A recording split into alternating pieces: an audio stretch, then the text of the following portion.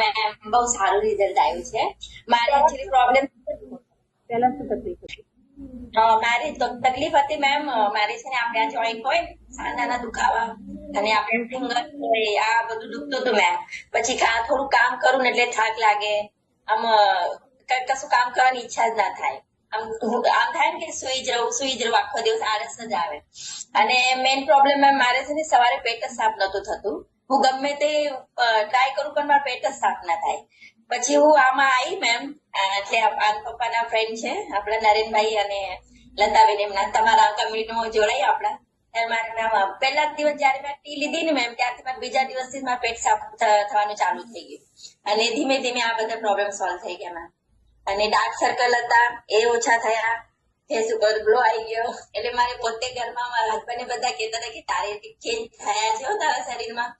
અને પાછું મેમ બીજું વેટ લોસ માટે તો આવી જ નથી, પણ મારું વેટ લોસ એ થઈ ગયું મેમ.